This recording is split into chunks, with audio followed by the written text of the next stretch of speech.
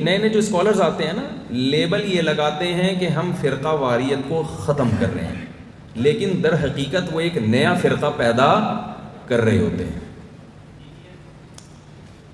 یہ ایک بڑا مسئلہ ہے کہ جب بھی کوئی نیا آ رہا ہے نا، کوئی ایک نیا فرقہ ایجاد ہوا تھا 1980 میں نام نہیں لوں گا تاکہ ہمارا یہ ٹاپک، یہ جو ہماری مجلس ہے، یہ کسی کوئی اختلاف اور اس کی طرف نہ جائے۔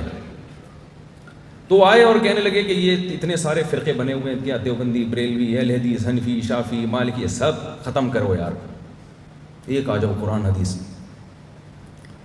ہم نے بٹھایا ان کو، چائے پلائی، ہم نے کہا یہ جو آپ نئی چیز مارکیٹ میں لائے ہو تو اس کا نام کیا؟ انہوں نے نام بھی بتا دیا۔ میں نے کہا یہ تو 4 5 6 تو 7واں بھی ہو گیا، یہ ختم تو نہیں ہوا نا، یہ کیا ہو گیا؟ یہ تو 7واں آپ نے پیدا کر لیا، اس سے ختم تھوڑی ہوگا۔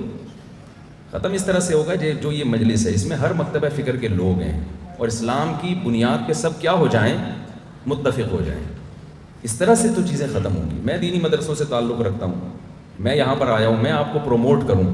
میں نے شجاع الدین شیخ صاحب کا انٹرویو اپنے چینل سے صرف اس لیے نشر کیا تھا پوری ذمہ داری کے ساتھ تاکہ نوجوان ان کے ہاتھ پہ بیعت ہوں۔ مجھے پتا تھا جو کام یہ کر رہے ہیں شاید اس اسٹائل میں نہیں کر سکتا وہ کام، اسی وجہ سے میں نے ان کا وہ دعوت نامہ اور ان کا بیعت نامہ وہ بھی شائع کیا۔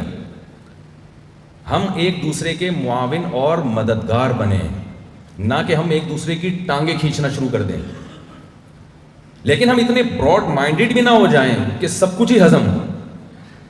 کچھ اسلام کی کچھ بیسکس ہیں، ان پہ ہم نے کسی قیمت پہ کمپرومائز نہیں کرنا۔ وہ بیسکس کیا ہیں؟ میں اس کی ڈیٹیل میں جاؤں گا، بات لمبی ہو جائے گی۔ وہ بیسکس یہ ہیں کہ جب ہم کسی غیر مسلم کو مسلمان کرتے ہیں تو کون سے عقائد اس کی زبان سے کہلواتے ہیں؟ اس میں کیا وحدت الوجود آتا ہے؟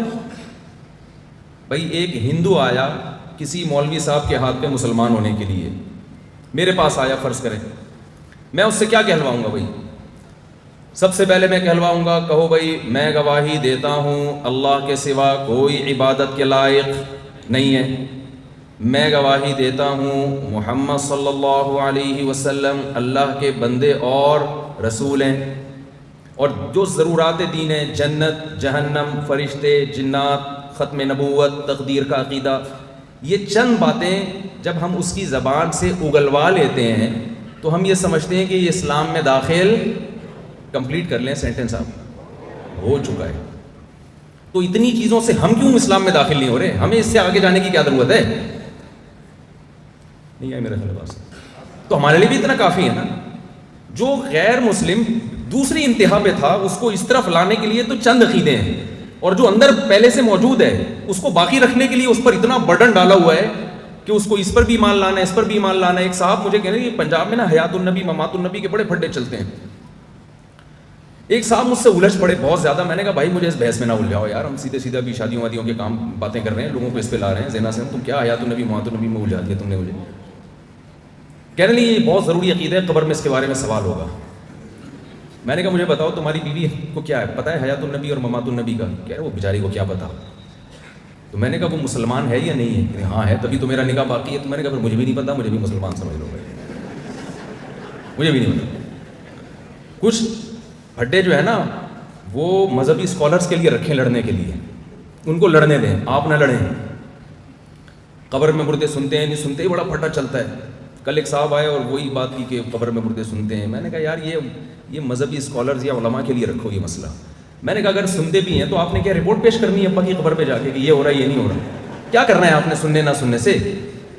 بھائی اگر سنتے ہیں فرض کر لو تو کیا کرنا کیا ہے آپ نے؟ وہاں جا کے آپ رپورٹ پیش کریں گے ابا بہو یہ کر رہی ہے آپ کی، اور اماں نے دوسری شادی کر لی مفتی صاحب کا بیان سن کے۔ کتنی اہم خبریں آپ ابا کو نہیں دیتے، کتنی اہم رپورٹ ہے نا۔ قیامت کے دن ابا پوچھیں گے ابے اتنے بڑے بڑے واقعات ہو گئے تو نے مجھے آگے بتایا نہیں۔ بھائی پریکٹیکل لائف میں اس کا کوئی تعلق نہیں ہے، بلکہ اگر مردے نے سن کے رپلائی کر دیا نا تو وہی ہوگا جو عبد الغفور کے ساتھ ہوا تھا۔ سنا دو وہ چٹکلا تھوڑا سا۔ میں کراچی ایئرپورٹ پہ تھا تو وہاں آفیسر مجھ سے ملنے کے لیے آئے، جو سیکیورٹی کے سب سے بڑے آفیسر تھے نا۔ ایسے لگ رہا تھا جیسے میرے انتظار میں ہے کہ مفتی صاحب کبھی ایئرپورٹ آئیں تو پکڑوں میں، اور آئے اور مجھے کہا کہ بھائی فلائٹ تو لیٹ ہے، آپ بڑا پروٹوکول دیا۔ کہتے ہیں بھائی میں نے ایک لطیفہ سنا ہے مفتی صاحب، میری ڈپریشن اور میری اسٹریس دور ہو گئی. میرے لیے کڑک سی دودھ پتی منگوائی اور پھر وہ لطیفہ لگا دیا. وہ لطیفہ یہ تھا, بھائی معذرت میں تھوڑا سا موضوع سے ہٹ رہا ہوں, تھوڑا سا فریش ہو رہا ہے نا یہ. تو وہ لطیفہ یہ لگایا کہ قاری صاحب نا چھٹی نہیں کرتے تھے. عبد الغفور نام تھا قاری صاحب کا. قبرستان سے جب گزرتے ان کا یہ عقیدہ تھا کہ مردے سنتے ہیں. تو بچے نے سوچا کہ سننے کا تو ہے, رپلائی کا ان کا عقیدہ نہیں ہے. اب ایسا کام کرو کہ ان کو یہ یقین آئے کہ سنتے بھی ہیں اور جواب بھی دیتے ہیں. تو قبرستان سے گزر رہے تھے اور کہا کہ السلام علیکم یا اہل القبور. بچہ قبر کے پیچھے چھپا ہوا, اس نے کہا وعلیکم السلام بھائی عبد الغفور. قاری صاحب بے ہوش ہو کے گر گئے. تو آپ نے اپنی صلاحیتوں کو ان کاموں میں لگانا ہے جو ہماری بیسکس ہیں, جو ہمارے بنیادی عقیدے ہیں. ان میں ہم اختلاف برداشت بولیے نہیں کریں گے. ایسا نہ ہو اتنے براڈ مائنڈڈ بن جائیں کہ جی آپ قادیانیوں کو بھی گلے لگا رہے ہیں, آپ اسلام کے بیسک عقائد پہ ہی کمپرومائز کر رہے ہیں. یہ نہیں ہوگا. لیکن وہ مخصوص ہیں, اتنا پیچیدہ نہیں بنایا اللہ نے اسلام کو. تو یہ جو کانفرنس ہے یہ بہت ہی خوش آئین ہے. بہت سارے مکاتب فکر کے لوگ ہیں یہاں پہ, دینی مدارس کے علماء بھی ہیں, ہر مسلک کے لوگ ہیں, اور یہ ظاہر کر رہے ہیں بھائی ہم قرآن کے نام پہ ہم سب کیا ہیں, یہ کہ الحمد سے لے کے والناس تک قرآن ہی تو ہے جس میں اختلاف نہیں ہے. تو اسی پہ جمع ہو جاؤ.